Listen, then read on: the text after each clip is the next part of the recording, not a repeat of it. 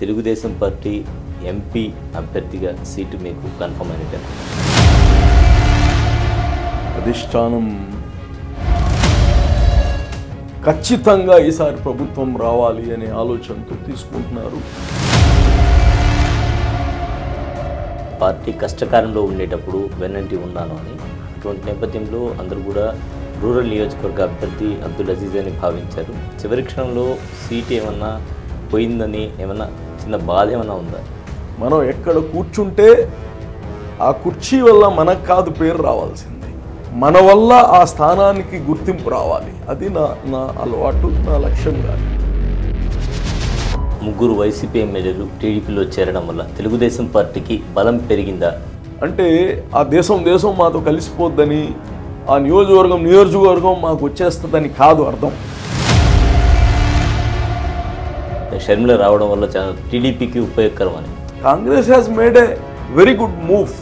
Congress 2029కి Congress will be one of the strongest party in Andhra Pradesh, no doubt about it. Chandrababu గారు తెచ్చారు, మాకేం పనే వాళ్ళ ఇంట్లో సమస్యలు. కనీసం మానవ మర్యాద, సిగ్గు, శరం లేదు వీళ్ళకి. రాకదల సభకి జనాలు కరువయ్యారు, నెల్లూరులో జనాలు రాలేదని. ఏం చేస్తాం?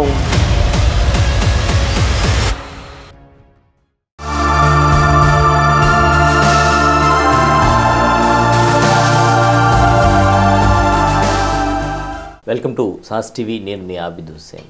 తెలుగుదేశం పార్టీ నెల్లూరు పార్లమెంట్ అధ్యక్షులు అబ్దుల్ అజీజ్ మనతో ఉన్నారు. వారితో ఈరోజు కొన్ని విషయాలు డిస్కస్ చేద్దాం. నమస్కారం అజీజ్ గారు. నమస్కారం. ప్రధానంగా నెల్లూరు నుంచి ఒక మైనారిటీ నాయకుడు ఎమ్మెల్యేగా కానీ ఎంపీగా కానీ ఉండాలి అని ఆ వర్గం నుంచి బలంగా వినిపిస్తుంది.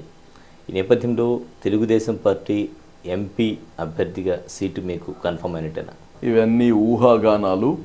అధిష్టానం అన్నీ ఆలోచించుకొని ఈ ఎలక్షన్ ఏదైతే ఉందో ఇది నాకౌట్ ఎలక్షన్. ఏ ప్రాంతీయ పార్టీకైనా 2024 ఒక మైల్ రాయి. ఈ ఎలక్షన్లో ఓడిపోయిన వాళ్ళు 29కి కనుమరుగైపోతారు. అందువల్ల ఈ ఎలక్షన్ తెలుగుదేశం కావచ్చు, వైఎస్ఆర్సీపీ కావచ్చు, life and death position. So మేమందరము, నేను 2012 నుంచి తెలుగుదేశంలో ఉన్నా. కష్టకాలంలో ఇవన్నీ ఈ పార్టీని ఈరోజు ఒక మంచి ప్రజల్లో ఆదరణ తీసుకొని వచ్చిన స్థితి. ఈ టైంలో ఇష్టాల వల్ల ఆయనంటే ఇష్టం, ఆయన అంటే మంచివాడు, ఈయనంటే ఈ సామాజిక వర్గం అనేది కొద్దిగా చూసినా, ఫస్ట్ ఆఫ్ ఆల్ ఈ రాష్ట్రాన్ని బాగా చేయాలంటే తెలుగుదేశం పార్టీ ఉండాలి. సో సర్వైవల్ అవ్వాలంటే 1% కానీ ఛాన్స్ తీసుకోకుండా మేమందరం చేసిన కష్టం ఫలితం అంతా వృధా అయిపోతుంది. అందుకోసం ఈసారి చాలా సైంటిఫిక్గా ఖచ్చితంగా ఈసారి ప్రభుత్వం రావాలి అనే ఆలోచనతో తీసుకుంటున్నారు. అందులో నా వల్ల ఈ పార్లమెంట్కి ఇంకోరికన్నా మెరుగు అవుతుంటే తప్పకుండా చంద్రబాబు గారు ఆ నిర్ణయం తీసుకుంటారు. లేదు మాకన్నా మెరుగైన పరిస్థితి ఇంకా ఎవరికైనా పెట్టుకుంటే ఆయనకి ఇస్తాం. ఎందుకంటే అది నా విష్. కానీ యాజ్ ఏ పార్టీ ప్రెసిడెంట్ నేను ఇక్కడ 10కి ఎలా గెలవాలి, మా పార్లమెంట్లు ఎలా గెలవాలి అనేది అది నా మేజర్ అచీవ్మెంట్. కాబట్టి డెఫినెట్గా సామాజిక వర్గం అనేది ఒక్కొక్క ఏరియాలో సామాజిక వర్గం చేయలేము. కొన్నిసార్లు ఓవరాల్ పైన ఆ సామాజిక వర్గానికి న్యాయం జరగద్ది, ఏ సామాజిక వర్గం కానీ. కాబట్టి చాలా ఆచితూచి ఈసారి పార్టీ నిర్ణయాలు తీసుకుంటుంది. కొన్నిసార్లు అది కొంతమందికి కఠినం అనిపిస్తుంది, కానీ ఓవరాల్ పైన పార్టీ గెలవడానికి కొన్ని కఠినమైన నిర్ణయాలు అవసరం. పార్టీ నిర్ణయం ఏదుంటే అది మేమందరం ఫాలో అవుతాం. అంటే మొదటి నుంచి కూడా మీరు అన్నారు పార్టీ కష్టకాలంలో ఉండేటప్పుడు వెన్నంటి ఉన్నాను అని. అటువంటి నేపథ్యంలో అందరూ కూడా రూరల్ నియోజకవర్గ అభ్యర్థి అబ్దుల్ అజీజ్ అని భావించారు. చివరి క్షణంలో సీటు ఏమన్నా పోయిందని ఏమన్నా చిన్న బాధ ఏమన్నా ఉందా? రెండు అండి, ఈ రాజకీయాలకు వచ్చిందే మా సామాజిక వర్గానికి, వెనకబడిన తరగతులకి మా వంతు సహాయం చేయాలి అనే ఒక ఆలోచనతో రాజకీయాల్లోకి వచ్చాం. మాకు మా భోజనం మా వ్యాపారాల ద్వారా సంపాదించుకుంటున్నాం. ఇది మా జీవిత లక్ష్యం కాదు. ఇక్కడ ఎంత పెరగాలి అనేది, ఎంత చేశామనేది, ఇది ఇట్లా కాదు, ఎంత పెరిగామని కాదు, మనం ఎంతమందికి స్ప్రెడ్ అయ్యామనేది ఆలోచన. నేను వచ్చిన ఈ సమయంలో మేయర్గా చేశాను. చంద్రబాబు ఒక ఎమ్మెల్యేగా నిలబడడానికి అవకాశం ఇచ్చారు. ఈ నెల్లూరు సింహపురి జిల్లాకి నేను మొట్టమొదటి మైనార్టీ అధ్యక్షుడు. అంతెందుకు, ఈ రాష్ట్రంలోనే, ఇది ఆంధ్రప్రదేశ్ రాష్ట్రంలోనే మొట్టమొదటి జిల్లా అధ్యక్షుడిని నేనే. సో ఇక్కడ ప్రేమ అనేది ముద్దకి ప్రేమ చూపించాలంటే కుదరదు. ఇది ప్రేమ ముద్దకు చూపించాలంటే కుదరదు. ఇది ఒక పొలిటికల్ ఎలివేషనే కాదా? సో దీనికి అర్థము ఇక్కడికి సమాధి అయిపోతారని కాదు. రాజకీయంగా there are so many ways. మేము ప్రజలకి అందుబాటులో ఉండి ప్రజలకి సేవ చేయడానికి అనేక మార్గాలు ఉన్నాయి. మనసు ఉండాలి, కానీ మనం ఎక్కడ కూర్చుంటే ఆ కుర్చీ వల్ల మనకు కాదు పేరు రావాల్సింది, మన వల్ల ఆ స్థానానికి గుర్తింపు రావాలి. అది నా అలవాటు, నా లక్ష్యం. కానీ అదేవిధంగా మేయర్గా మీరు సాధించిన ప్రగతి గురించి కానీ అభివృద్ధి గురించి కానీ చెప్పాల్సి వస్తే క్లుప్తంగా. అది బహుశా భారతదేశంలోనే మన నెల్లూరు లాంటి సిటీకి 5,500 కోట్ల రూపాయలతో అభివృద్ధి చేశాం. ఒకటి, లోకల్ గవర్నమెంట్ నుంచి నేను as a mayor, state government నుంచి మున్సిపల్ శాఖ మంత్రివర్యులు నారాయణ, సెంట్రల్ గవర్నమెంట్ నుంచి కేంద్ర మంత్రి వెంకయ్య నాయుడు గారు. మేము ముగ్గురం చెప్పాలంటే ఒక దగ్గర ఉండేవాళ్ళమే. వెంకయ్య నాయుడు గారు మా నేబర్, నారాయణ గారు మా గురువు. ఈ కాంబినేషన్ బహుశా ఈరోజు కమిషనర్లకి కేంద్ర మంత్రి ఎవరు మున్సిపల్ శాఖ అంటే చెప్పలేరు. గతంలో ఏదో మన ఊర్లో ఉండే ఒక ఎమ్మెల్యే లాగా మనం కేంద్ర మంత్రితో కలుస్తున్నాం. కేంద్ర మంత్రి అందుబాటులో ఉన్నారు, కేంద్ర మంత్రికి ఇది కావాలి అది కావాలని చెప్పగలిగాం. సో అది ఒక ఆపర్చునిటీ. మళ్ళా చాలామందికి రాకపోవచ్చు. అలాగా ఒక అవకాశం వచ్చింది, ఆ రోజు దాన్ని సద్వినియోగం చేసుకున్నాం. నేను చెప్పాలనేది ఏముంది, ప్రజలు ఈరోజు చూస్తున్నారు. పార్కులు చేసాం. ఎన్నడూ పార్కులు అనేది మామూలుగా ఆ స్థలము దొంగతనం కాకుండా, కబ్జా కాకుండా కంచి కడతా ఉన్నారు, లేదా ఒక సిమెంట్ అచ్చులు పెడుతున్నారు. అదే పార్క్. అక్కడి నుంచి పోయి ఓపెన్ జిమ్ పెట్టే దగ్గరికి తీసుకొని వచ్చాం. మహిళలకి రక్షణ తీసుకువచ్చాం. అక్కడ ఒక మంచి వాతావరణం తీసుకువచ్చాం. రిలీజియస్ అంటారా, ముస్లిమ్స్ కావచ్చు, ముస్లిమ్స్కి బారా షాహిద్ దర్గా చెప్పాల్సిన అవసరం లే. అలాగనే క్రిస్టియన్స్కి అక్కడ చేశాం, చర్చెస్కి చేశాం. తర్వాత హిందూస్కి ఘాట్స్ కట్టాం. ఇక్కడ రంగనాయకుల స్వామి ఆలయం దగ్గర ఘాట్ కట్టాం. తర్వాత తెప్ప ఉత్సవంకి ఘాట్ కట్టాం. ఇదే కాదు, బ్రతికిన వాళ్ళే కాదు, మన ఆత్మీయులు చనిపోయిన వాళ్ళకి కానీ గౌరవం ఉండాలని అన్ని రిలీజియస్ బరియల్ గ్రౌండ్స్ని అప్గ్రేడ్ చేశాం. కాంపౌండ్ వాల్స్ కట్టాం. మంచి ఎల్ఈడి లైటింగ్ వేసాం. ప్రతి పండగలకి పెద్దల పండగ వస్తే దాన్ని అద్భుతంగా తయారు చేశాం. ఇది ఒక ఇంక్లూజివ్, మనం పండగలప్పుడే కాదు, మామూలు రోజుల్లో కాదు, ఎప్పుడు మన ప్రజలు సంతోషంగా ఉండాలి అనే ఆలోచనతో డెవలప్ చేశాం నెల్లూరుని. ఈరోజు కొన్ని పనులు ఈ ప్రభుత్వం కావాలని చేయలేదో చేయలేకపోయారో అది వాళ్ళు ప్రశ్నించుకోవాలి. ఇల్లులు మీకు తెలుసు, హౌసింగ్ ఫర్ ఆల్ స్కీమ్లో దాదాపు 40,000 ఇల్లులకి మేము పునాది వేసాము. దాదాపు 25,000 30,000 ఇల్లులు ఆల్మోస్ట్ 70% 80% అయింది. 5,000 ఇల్లులు అయితే 100% పూర్తి చేసి తాళాలు ఇచ్చాము, పాలు పొంగిచ్చాము. సో అటువంటి ఇల్లులు కానీ 4.5 సంవత్సరం ఈకుండా రంగులు మార్చుకున్నారంటే వాళ్ళ విజ్ఞతకే వదిలేస్తున్నాం. ఈ పార్టీ కూడు నీడ బట్ట ఇచ్చే పార్టీ తెలుగుదేశం. దీని ఫౌండేషన్ అది. ఎన్టీ రామారావు గారు కూడు నీడ బట్ట. ఈ ఫౌండేషన్కి వ్యతిరేకంగా వైఎస్ఆర్సీపీ పని చేస్తున్నారంటే బహుశా ఇది రాజశేఖర్ రెడ్డి కాన్సెప్ట్ కానీ కాదు. ఇది ప్రత్యేక కాన్సెప్ట్ వైఎస్ఆర్సీపీ తీసుకుంది. చూడండి, 5 రూపాయలకి మేము అన్నా క్యాంటీన్ భోజనం పెడుతున్నాం. ఎవరైనా కావచ్చు. మేము ఎన్టీ రామారావు పార్టీ కాబట్టి ఎన్టీ రామారావు బొమ్మ పెట్టుకున్నాము. అది తెలుగు వారందరూ ఇక్కడే కాదు ప్రపంచం మొత్తం ఆయన పొలిటీషియన్గా కాకుండా ఒక మన తెలుగు జాతికి గౌరవం తెచ్చిన వ్యక్తిగా చూస్తాం అందరం. ఇక్కడ లేరు, ఆయన చనిపోయి ఉన్నారు, స్వర్గీయులు. అలాగనే రాజశేఖర్ రెడ్డి స్వర్గీయులు. ఈరోజు అన్నా క్యాంటీన్ పెట్టాము, 5 రూపాయలకి పేదలకు భోజనం. దానికి తీసేయడానికి మీకు మనసు సెట్ వస్తుందండి?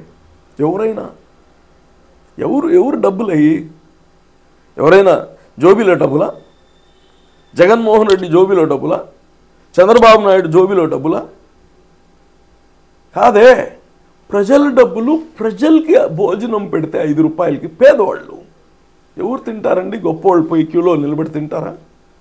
పేదవాళ్ళకి 5 రూపాయలు అన్నం తీశారు. మద్రాసులో అమ్మా క్యాంటీన్ ఉంది, తీశారా?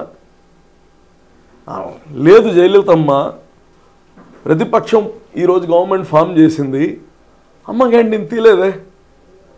ఇందిరమ్మ క్యాంటీన్ బీజేపీ మొన్నటిదాకా బీజేపీ ప్రభుత్వం ఉన్న ఇందిరమ్మ క్యాంటీన్ తీలేదే. ఎందుకు అంత మనసు లేకుండా అయిపోయింది మీకు? రాజకీయమే జీవితమా? శాశ్వతమా? నేను ఒకటే అడుగుతున్నా, అన్నం పెట్టలేని వాళ్ళం మనం అంత మనసు లేనప్పుడు ఇంకేం బాగా చేయగలుగుతాం చెప్పండి? అంటే ఇక్కడ ఇందాక మీరు టిట్కో గృహాలు అన్నారు, దానికి కానీ నీడా సుమారుగా ఒక అపార్ట్మెంట్ 25 నుంచి 25 ఏళ్ళు ఉంటుంది. దాంట్లో 5 ఏళ్ళు ఎలాగో పోయినాయి. అదేవిధంగా వాళ్ళు దాదాపు ₹1,00,000 అప్పులు చేసో సొప్పులు చేసో తీసుకొచ్చి కట్టుకున్నారు. ఇప్పుడు దాదాపుగా 525 మందికి 526 మందికి ఆ టిట్కో గృహాలు సిబిల్ లేదు అనేటువంటి కారణంతో రిజెక్ట్ చేస్తూ ఉన్నారు. అంటే ఒకటి మీ తెలుగుదేశం ప్రభుత్వం వచ్చాక ఏమన్నా అంటే గతంలో నారాయణ చెప్పున్నారు సిబిల్తో సంబంధం లేదు, ప్రాపర్టీ ఉంది కాబట్టి ప్రభుత్వం ఆ బాధ్యత తీసుకుంటుంది అని. ఒకటి ఆబిద్, ఇక్కడ సిబిల్ అవసరము వ్యాపార లోన్ ఇవ్వట్లేదు మేము. రెండోది, వాళ్ళకి సిబిల్ ఉండదు కూడా. సిబిల్ ఉండకుండా పోవడం వేరు, సిబిల్ స్కోర్ తగ్గిపోవడం వేరు. వీళ్ళు అప్పే తీసుకోనప్పుడు వీళ్ళు ఎక్కడ తీసుకుంటున్నారు అప్పు? ఈ పేదవాళ్ళు అక్కడ 5 రూపాయలకి ఆడ 10 రూపాయలకి తండల్లో ఎక్కడో తీసుకుంటున్నారు. అవన్నీ సిబిల్లో రాదు. వీళ్ళు ఇన్స్టిట్యూషన్ నుంచి తీసుకున్నప్పుడు ఆ ఇన్స్టిట్యూషన్కి తీసుకొని కట్టనప్పుడు సిబిల్ స్కోర్ పోద్ది. లేకపోతే ఎవరికి సిబిల్ ఉండదు. మీకు నాకు కానీ లోన్ ఒకవేళ ఇప్పుడు దాకా మనం తీసుకోకపోతే సిబిల్ స్కోర్ నిల్ చూపిస్తుంది. కాబట్టి దీనికి సిబిల్ స్కోరు దీనికి అప్రాప్రియేట్ కాదు చూడడం. ఇంకోటి కానీ వీళ్ళ సిబిల్ స్కోర్ మొత్తం కానీ చెడిపోయి ఉంటుంది. అది జగన్మోహన్ రెడ్డి వల్ల, వైఎస్ఆర్సీపీ వల్ల. ఎందుకంటే వీళ్ళ పేర్ల మీద లోన్ రైజ్ చేశారు. ఎప్పుడు? 3 సంవత్సరాల ముందు. వీళ్ళకి ఇల్లులు ఇవ్వలేదు, ఈఎంఐలు కట్టలేదు. అప్పుడు ఆటోమేటిక్గా వీళ్ళ సిబిల్ స్కోర్ పోయి ఉంటుంది. దీన్ని ఎస్ఎల్బీసీ మీటింగ్ జరుగుతుంది, state level bankers committee meeting జరగద్ది. అందులో పెట్టి దీన్ని ఒకవేళ ఆర్బీఐ నామ్ ఉన్నా దీనికి ప్రత్యేక రెజల్యూషన్ పాస్ చేసి ఈ ఆంధ్రప్రదేశ్లో మన మహారాజు మన రాజుగారు చేసిన పనికి వీళ్ళందరూ సిబిల్ పోయిందని చెప్పి దాన్ని ప్రత్యేకమైన అమెండ్మెంట్ తెచ్చి పేదవాళ్ళ ఇల్లులు పేదవాళ్ళకి ఇవ్వడం జరుగుతుంది. ఆ రోజు చెప్పిన ప్రతిదీ నాకు ఇంకా గుర్తుంది. లిఫ్ట్ కానీ వేసిస్తామని చెప్పాము మేము. ఎందుకంటే అందరూ కింద కోరుకుంటున్నారు, పైన నడవలేరు అంటున్నాము. మేము పెద్ద వయసు ఉండే వాళ్ళకి కింద ఇచ్చాము, దాని తర్వాత వయసు ఉండే వాళ్ళకి ఇంకోటి ఇచ్చాము. అలాగా కొన్ని మిస్ అయ్యి ఉన్నా అందరికీ లిఫ్ట్ కానీ ఏర్పాటు చేసిస్తామని చెప్పాము. అది కంప్లీట్గా నారు పోసిన వాడు నీరు పోస్తారన్నట్టు మేము దాన్ని ఇవల్యూషన్ మేము చేశాం కాబట్టి తప్పకుండా దాన్ని పూర్తిగా మేము బాధ్యత తీసుకొని చేస్తామని కానీ తెలియజేస్తున్నాం. అలాగే ముగ్గురు వైసీపీ ఎమ్మెల్యేలు టీడీపీలో చేరడం వల్ల తెలుగుదేశం పార్టీకి బలం పెరిగిందా? ఆబ్వియస్లీ ఎవరు కానీ ఒక ప్రజానాయకుడు ఇంకోరితో కలిసినప్పుడు బలం పెరగద్ది. ఇది అంటే ఆ దేశం మాతో కలిసిపోద్దని, ఆ నియోజకవర్గం మాకు వచ్చేస్తుందని కాదు అర్థం. తను ఏదైనా మంచి పనులు చేసుంటే ఆ మంచి మాకు కానీ కొద్దిగా వస్తుంది. దాంతోపాటు తనకు ఉండే వర్గం మాతో కలుస్తుంది. వర్గం అంటే ఇంట్లో వాళ్ళు కాదు కదా, ఈ రాజకీయంలో ఉండే కొంతమంది చిన్న స్థాయి నాయకుల నుంచి పెద్ద నాయకుల దాకా ఒక ఎమ్మెల్యే అన్నప్పుడు తనకు ఒక వర్గం ఉంటుంది. ఆ వర్గం మాకు కలిసినప్పుడు ఆబ్వియస్లీ మాకు కొద్దిగా బలం కూరుస్తుంది, దాంట్లో ఎటువంటి డౌట్ లేదు. ఇంకా ఇక్కడ వచ్చేసిన తర్వాత మా మాడ్యూల్లో వాళ్ళకు ఉండే అనుభవంతో ఇంకా బాగా రాణించవచ్చు, ఇంకా మంచి రిజల్ట్స్ తెచ్చుకోవచ్చు. అలాగే షర్మిల రాక వల్ల తెలుగుదేశం పార్టీకి ఏమైనా బలం చేకూరిందా, ఉపయోగం ఏమన్నా కలుగుతుందా? చాలామంది చెప్తున్నారు షర్మిల రావడం వల్ల టీడీపీకి ఉపయోగకరం అని. ఇది ఒక వస్తువుకి రుచి చూసి చెప్పడానికైతే చెప్పేయచ్చు. ప్రజల ఆలోచన ఇది ఎప్పుడు సాలిడ్ కాదు, ఘన పదార్థం కాదు. ఇది ఇంకోటి రీజన్లో మారిపోద్ది, రీజన్కి మారిపోద్ది, సామాజిక వర్గంతో మారద్ది. ఎస్, దీంట్లో రెండు ఉన్నాయి. అందరూ మాకు మేలు మేలు మేలు అంటున్నారు. నా ఆలోచన ఎట్టుంటుందంటే షర్మిల రాకపోతే ఆ యాంటీ ఇన్కంబెన్సీ ఓట్ మొత్తం మాకే వచ్చేది. ఇది మాకేమీ షర్మిల వచ్చిందని వల్ల లాభం ఏం లేదు మాకు ప్రత్యేకంగా. ఎందుకంటే యాంటీ ఇన్కంబెన్సీ ఓట్, జగన్కు ఓట్ వేయకూడదు అనుకున్న వాళ్ళకి మేమే ప్రత్యామ్నాయం ఈ రాష్ట్రాన్ని కాపాడడానికి. ఇప్పుడు కానీ ఒకవేళ షర్మిల వచ్చినా ఈ రాష్ట్రానికి ప్రత్యామ్నాయం అనుభవమైన వ్యక్తి, ఈ రాష్ట్ర పరిస్థితి అన్నీ అంగుళం తెలిసిన వ్యక్తి. ఈరోజు చంద్రబాబుతో పాటు లోకేష్ గారు కానీ తయారయ్యారు. ఈరోజు ప్రజల సమస్యలు తెలుసుకొని మా దగ్గర డబుల్ ఇంజన్ అంటారే అలాగా ఒక అనుభవం ఉంది, ఒక యువశక్తి ఉంది. దిస్ మేక్స్ ఈ రాష్ట్రానికి ఒక వాల్యూ అడిషన్ జరిగింది లోకేష్ పాదయాత్ర తర్వాత. ఇంకోటి, షర్మిల ఓటు పాత కాంగ్రెస్ ఓటు పోద్ది అని చెప్పడానికే లేదు. ఎందుకంటే కాంగ్రెస్ మన దగ్గర నుంచి పోయి 2 ఎలక్షన్ అయిపోయింది. ఇప్పుడు ఈ ఓటు ఏదైనా అటు ఇటు పోయినా యాంటీ ఇన్కంబెన్సీ ఓటు పోతుంది అంతే తప్ప షర్మిల మేము ఇప్పుడు వైసీపీ వాళ్ళు కనీసం మానవ మర్యాద సిగ్గు శరం లేదు వీళ్ళకి. ఆ అమ్మాయి వాళ్ళ యొక్క లెగసీ కాంగ్రెస్ నుంచి స్టార్ట్ అయింది. She has started there. తన పార్టీని విలీనం చేసింది.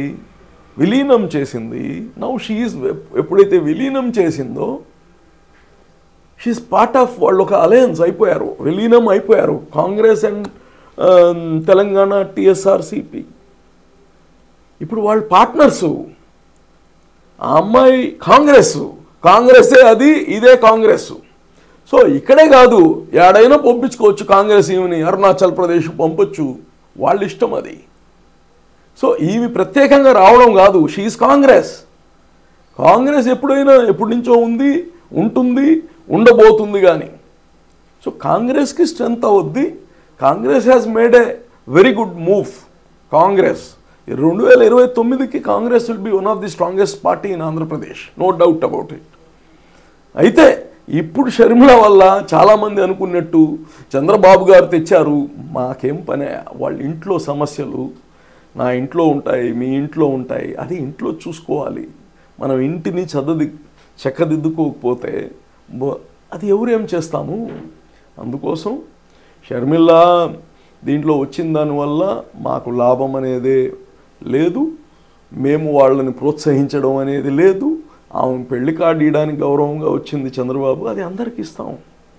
ఇప్పుడు మేము కానీ మా ఇంట్లో కార్యం జరిగితే వైసీపీ వాళ్ళకి ఇస్తాం, సిపిఎంకి ఇస్తాం, బీజేపీకి ఇస్తాం, మాకు ప్రెస్ మీట్లలో తిట్టిన వాళ్ళకి పోయి ఇస్తాం. ఎందుకంటే అది ఒక ప్లాట్ఫామ్. అది ఈ ప్రెస్ మీట్లు, విమర్శలు ఇవన్నీ ఏంటంటే ఒక అంశం పైన ఇది కరెక్ట్ కాదు, మీరు ఇది మేము చెప్పేది కరెక్ట్ అని వాళ్ళు ఊహించుకొని మాట్లాడుతుంటారు. దానికి నిజ జీవితంలో ఉండే సంబంధాలు, బంధాలకి దానికి ఏం తేడా లేదు. దీనివల్ల మాకు చిన్నపాటి నష్టమే తప్ప ఆమె వచ్చిన దానివల్ల మాకు లాభం లేదు. తెలుగుదేశంకి స్వయాన మాకుండే స్వశక్తి, మా కేడర్, ఈరోజు ప్రజల్లో మేము నమ్మకం కలిగాం. చంద్రబాబు వల్ల ఈ రాష్ట్రం బాగుపడుద్ది, బిడ్డల భవిష్యత్తు బాగుంటుందనే నమ్మకం ఒకటే మమ్మల్ని గెలిపిస్తుంది తప్ప ఎవరినో తెస్తేనో వాళ్ళు ఓట్లు చీల్చి గెలిచేది కాదు. అలాగే టీడీపీ జనసేన కలయిక వల్ల ఎవరికి ప్రయోజనం ఎక్కువగా చేకూరేటువంటి అవకాశం ఉంది? ప్రధానంగా 58 సీట్లు జనసేన అడిగేటువంటి అవకాశం ఉంది. ఈ పొత్తు కడదాకా నడిచే అవకాశం లేదని చాలామంది వైరల్ చేస్తూ ఉన్నారు.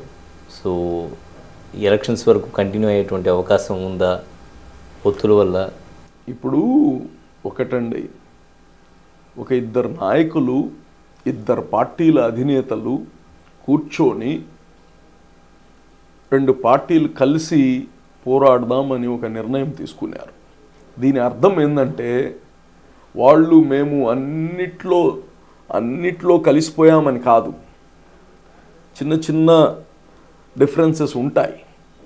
అయితే ఇక్కడ మేమిద్దరం ఎక్కడ కలిసామంటే ఈ రాష్ట్రానికి మంచి చేయాలి, ఈ రాష్ట్రానికి ఈ దుర్మార్గన పాలన నుంచి విముక్తి చేయాలి అనేది మా అంశం. మిగతావన్నీ సర్దుబాట్లు, సీట్లు. ఫైనల్గా లక్ష్యం ఏదైతే ఉందో జగన్ని దింపాలనే లక్ష్యము, ఆ లక్ష్యంకి మేము కలిసి పోరాడకపోతే లక్ష్యం ఏడ సాధ్యమవుద్ది? సో ఆ లక్ష్యానికి పని చేస్తున్నాము. ఇంకా చాలామంది కానీ మిగతా వాళ్ళు కానీ ఈ లక్ష్యానికి మాకు డైరెక్ట్గా ఇండైరెక్ట్గా సపోర్ట్ చేస్తారు. అందరితో కలిసిపోతాము. ఇక్కడ మేము అఫీషియల్ అలయన్స్, ఇక్కడ సీట్లు సర్దుబాటు అనేది అధినాయకులు కూర్చొని ఎక్కడ ఎవరిని పెడితే ఇందాక మీకు చెప్పినట్టు ఎక్కడ మనం ధీటుగా గెలవగలుగుతామో, ఎక్కడ ఏ సామాజిక వర్గానికి సీట్ ఇస్తే అక్కడ బలంగా మనకు ఉపయోగం ఉంటుందో లక్ష్యాన్ని చేరుకోవడానికి ఆడ కొన్ని సర్దుబాట్లు ఉంటాయి, కొన్ని చిన్న చిన్న వ్యతిరేకాలు వస్తాయి. అవి ఆటోమేటిక్ ఆ రోజు వస్తాయి, పక్కన రోజుకి మళ్ళీ అందరు లక్ష్యానికి పనిచేస్తారు. కాబట్టి ఏమి ఇబ్బంది లేదు. రైట్. చివరిగా 10కి 10 నియోజకవర్గాలు అంటే ఉమ్మడి నెల్లూరు జిల్లాలో 10కి 10 నియోజకవర్గాలు టీడీపీ జనసేన కూటమి కైవసం చేసుకోవడానికి ఎలాంటి ప్రణాళికతో ముందుకు సాగుతున్నారు? అలాగే జనసేన నాయకుల సపోర్ట్ జిల్లాలో ఏ విధంగా ఉంది? ఏమన్నా అలకలు ఏమన్నా ఉన్నాయా? ఐ డోంట్ సీ అండి, ఎక్కడ అలకలు ఇవన్నీ లేవు. అదే చెప్పేది. ఇప్పుడు ఏంటంటే వ్యక్తిగత ఇష్టాలు, అయిష్టాలని పక్కన పెట్టి యుద్ధభూమిలో ఉన్నాము. లక్ష్యం ఒకటే ఇప్పుడు చూడాల్సింది. ఇవన్నీ ఇది అయిన తర్వాత మాకెక్కడ కూర్చొని పెట్టలేదని అలకలు ఉండొచ్చు. ఇది ఏ కుర్చీలో ఎవరు కూర్చోవాలనే దగ్గర ఉండొచ్చు అలకలు. అసలు ఆలు లేదు, పోలు లేదు, ఇంకేంది అలకలు. మనం ఉండే మన టార్గెట్ని రీచ్ అవ్వాలి, ఈ ప్రభుత్వాన్ని దింపాలి. మనం ఒక ప్రజా ప్రభుత్వాన్ని మనం తీసుకొని రావాలంటే అందరూ, జనసేన కావచ్చు, తెలుగుదేశం కావచ్చు, కొన్ని త్యాగాలకి సిద్ధం అవ్వాలి. త్యాగాలు లేనిది మనకు ఫలితం రాదు. ఆ కొన్ని త్యాగాలకి సిద్ధం అవ్వాల్సిందే. ఇక్కడ ప్రత్యేకంగా నెల్లూరులో జనసేన చాలా బాగా కోఆర్డినేట్ చేసుకుంటున్నాం, తెలుగుదేశం జనసేన. ఇంకోటి 10కి 10 గెలుస్తామా, 175కి 175 గెలుస్తామా అనేది ప్రజలు నిర్ణయిస్తారు. మేమైతే 175కి 175 గెలవాలని కృషి చేస్తున్నాం. మా స్ట్రాటజీస్ అన్నీ 175కి 175 మేము గెలవాలని ప్లాన్ చేస్తున్నాం. అట్నే అవతల ప్రత్యర్థులు కానీ అదే ప్లాన్ చేస్తారు. ఓడిపోవాలని ఎవరు ప్లాన్ చేస్తారు? అంటే కొన్ని దగ్గరలో జనసేన కలయికలో ఫ్లెక్సీల వివాదం కూడా వస్తుంది. ఎవరి ఫ్లెక్సీ ఎక్కడ ఉండాలనేటువంటి వివాదం వస్తుందని కూడా అంటున్నారు. అది సహజం అండి. అది పార్టీ పాలసీ కాదు. ఇక్కడ స్థానికంలో జరిగే చిన్న చిన్న ఇష్యూస్. చాలామందికి ప్రోటోకాల్స్ తెలియదు. చాలామంది మీ టీవీకో మీ న్యూస్ పేపర్కో యాడ్ వేయని చెప్తారు. ఆయన ఇష్టం వచ్చినట్టు కింద మీద వేసేస్తారు. ఇవన్నీ చూసుకోకుండా వెళ్తుంటాయి. ఇవన్నీ కామన్. ఇది రాజకీయాల్లో ఈ ప్రోటోకాల్ మిస్ అయింది, మా ఫోటో పెద్దది ఉండాలి, మా ఫోటో ముందు ఉండాలి, తర్వాత ఇంకో ఆయన ఫోటో ఉండాలి, ఇవన్నీ సహజం. ఇది ఇష్యూస్ కింద పరిగణనకు తీసుకోకూడదు. ఇవన్నీ మిస్లేనియస్ ఇష్యూస్. ఆటోమేటిక్గా ఇవన్నీ సెట్ అయిపోతాయి. ముందు ఉండేది మాకు పెద్ద అంశం ఉంది. పెద్ద దుర్మార్గమైన పాలనతో యుద్ధం చేయాల్సి ఉంది. సో ఇవన్నీ సమస్యలు కావు. అట్లే మంత్రి గారు మాట్లాడుతూ కాకాని గోవర్ధన్ రెడ్డి చెప్పారు, రాకదల సభకి జనాలు కరువయ్యారు, నెల్లూరులో జనాలు రాలేదని.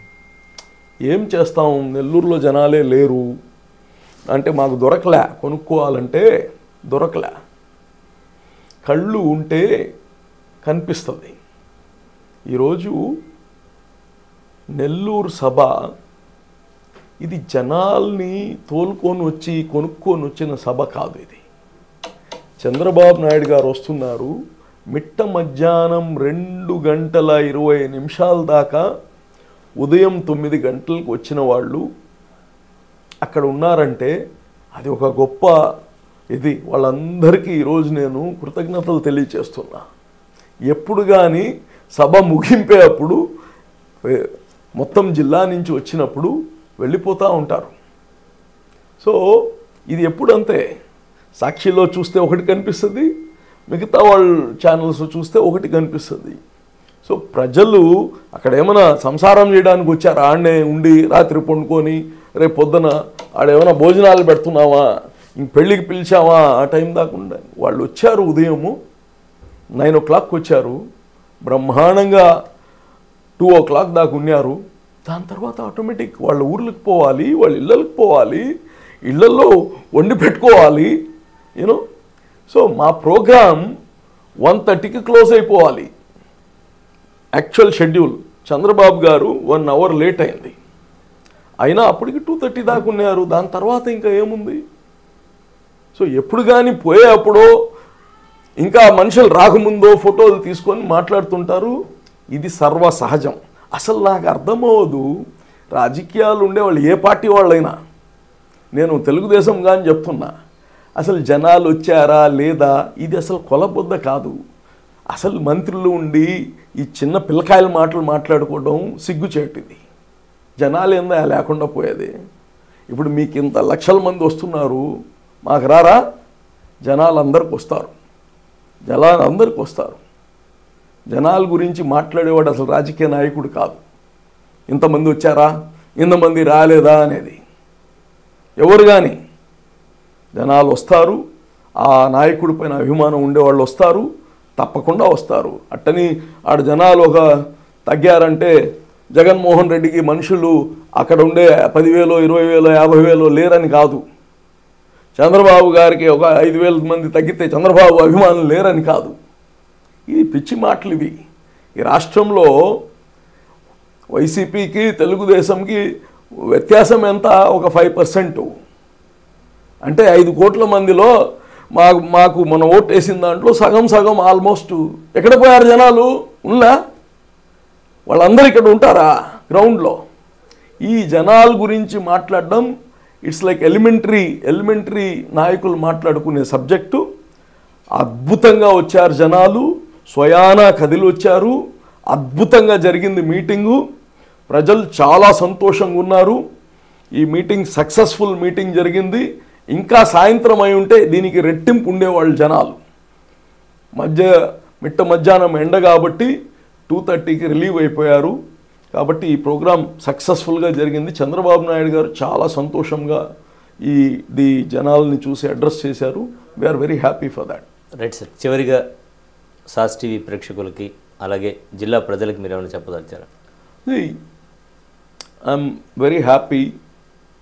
సో మీ ఛానల్ కానీ నేను కోరేది ఏంటంటే నిజాలు నిష్పక్షంగా ప్రజలకి అందచేయండి. ప్రజలకి ఏది మంచి ఏది చెడ్డ తెలుసుకోవడానికి ఆలోచించుకోవడానికి అవకాశం ఏంటి. మీరే దాన్ని ఇది చెడ్డ అని చెప్పొద్దు. న్యూస్ ఛానల్స్ ఎవరు కానీ, మీకు కానీ అదే చెప్తున్నా. మీరు నిజాలు ఏమున్నాయో అది చూపిస్తే ప్రజలు దే విల్ కన్జ్యూమ్. వాళ్ళు అర్థం చేసుకుంటారు ఇది నిజం ఇది అబద్ధం అని. మనము అబద్ధాన్ని కానీ 10 సార్లు నిజం ఇది నిజం నిజం అని, నిజాన్ని ఇది అబద్ధం అని ఇన్ఫ్యూజ్ చేయకూడదు. సో ప్రజలకి ఆ అవకాశం ఇవ్వాలి. తప్పకుండా మీ ఛానల్ అలాగనే చేస్తుందని భావిస్తూ మీ ఛానల్ ప్రేక్షకులకి అలాగనే యజమాన్యానికి అందరికీ నేను అభినందనలు తెలియజేస్తున్నాను. ధన్యవాదాలు సార్. 10కి 10 నియోజకవర్గాలు ఖచ్చితంగా తెలుగుదేశం పార్టీ కైవసం చేసుకుంటుంది. రానున్న ఎన్నికల్లో తెలుగుదేశం పార్టీ విజయఢంగా మోగించడం తథ్యమంటున్నారు అబ్దుల్ అజీజ్. ఇది ఇవాళ ప్రత్యేక కార్యక్రమం. మరో ప్రత్యేక కార్యక్రమం మళ్ళీ కలుద్దాం. అంతవరకు సెలవు. నమస్కారం.